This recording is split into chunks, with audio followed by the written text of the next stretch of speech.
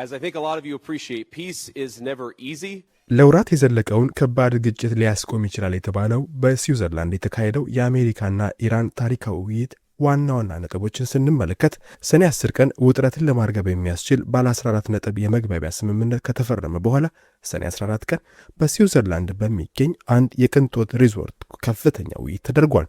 በኳታርና ፓኪስታን አጋፋሪነት በተካሄደው በዚህ ስብሰባ የአሜሪካው ልዑክ ምክትል ፕሬዝዳንት ጄዲ ቫንስ፣ ጃሬድ ኩሽነርና ስቲቭ ዊትኮፍ ሲመሩ የኢራን ወገን ደግሞ የፓርላማ አፈ ጉባኤ መሐመድ ባገር ጋሊባፍና የውጭ ጉዳይ ሚኒስትሩ አባስ ራቅቺ መርተውታል። ለ18 ሰዓታት ከተካሄደው ረዥም ስብሰባ በኋላ ትልቅ መሻሻል ታይቷል። በመጀመሪያ በሚቀጥለው 60 ቀናት ውስጥ የመጨረሻ ስምምነት ላይ ለመድረስ የሚያስችል ፍኖተ ካርታ አውጥተዋል።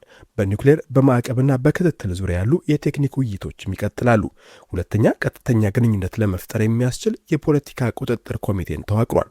በሶስተኛ ደረጃ እስራኤል በሊባኖስ የምታደርገውን ወታደራዊ ዘመቻ ለማስቆምና የተኩስ አቁም ስምምነቱን ለመደገፍ የሚያግዝ የግጭት መከላከያ ክፍልም ይቋቋማል። አራተኛው ደግሞ የዓለማችን 1/5ኛው ነዳጅ በሚያልፍበት በሆርሙዝ ሰርጥ ላይ የንግድ መርከቦች በሰላም እንዲንቀሳቀሱ የጋራ መገናኛ መስመር ተዘርግቷል። በተጨማሪም ኢራን የዓለም አቀፍ የኒውክሌር ተቆጣጣሪ ኤጀንሲ ታዛቢዎች ተመልሰው እንዲገቡ ፈቅዳለች። ይህም በኒውክሌር መርሃ ግብሯ ላይ እምነት ለመገንባት ትልቅ እርምጃ ነው። ኢራን በበኩሏ ዋና ዋና ቅድመ ሁኔታዎች ተከብረውልኛል ብላለች።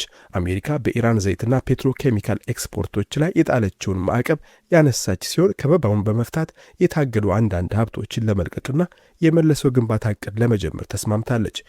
We laid a very good foundation for a successful final deal. ምክትል ፕሬዝዳንት ቫንስ እንዳሉት ደግሞ የተለቀቀው የኢራን ገንዘብ የአሜሪካን የእርሻ ምርቶችን ለመግዛት ይውላል። ይህም የኢራንን ሕዝብ ለመመገብና የአሜሪካ ገበሬዎችን ለመጥቀም የታለመ ነው። ነገር ግን ባለሙያዎች ሂደቱ ገና አለማለቁን ያስጠነቅቃሉ። አሁንም ከባድ ጥያቄዎችን መልስ ይሻሉ። ኢራን ምን ያህል ዩራኒየም የማበልጸግ መብት ይኖራታል? አሁን ያለው የዩራኒየም ክምችትስ ምን ይሆናል? የፍተሻው ስፋትስ እስከየት ነው? በሌላ በኩል ደግሞ አጠቃላይ ማዕቀቡን ሙሉ በሙሉ ማንሳት በአሜሪካ ኮንግረስ በኩል ተቃውሞ ሊገጥመው ይችላል የሚሉት ናቸው። የሊባኖስ ጉዳይም ሌላው ውስብስብ ፈተና ነው። እስራኤል በደቡብ ሊባኖስ የደህንነት ቀጠና መፍጠር ትፈልጋለች። ሄዝቦላም እስካሁን በይፋ የሰጠው አስተያየት የለም። በእነዚህ ነጥቦች ላይ ስምምነት ካልተደረሰ አጠቃላይ ሂደቱ ሊደናቀፍ ይችላል። ቀጣዩ እርምጃ በሚቀጥሉት ሳምንታት ጥብቅ ቁጥጥር የሚደረግበት የቴክኒክ ድርድር ይቀጥላል። አስታራቂዎቹ ውይይቱን አበረታች መሻሻልና ለቀጠናው ሰላም ጠንካራ መሰረት ነው ብለውታል። ፋንስም ስኬታማ መሰረት ጥለናል ብለዋል። ይህ ስምምነት የመካከለኛው ምስራቅን ፖለቲካ ሙሉ በሙሉ ሊቀይረው ይችላል። ነገር ግን ዋናው ፈተና በተለይም በሊባኖስ መሬት ላይ ያለው እውነታና የኒውክሌር ፋይሉ ተግባራዊ ሲሆን ይታያል።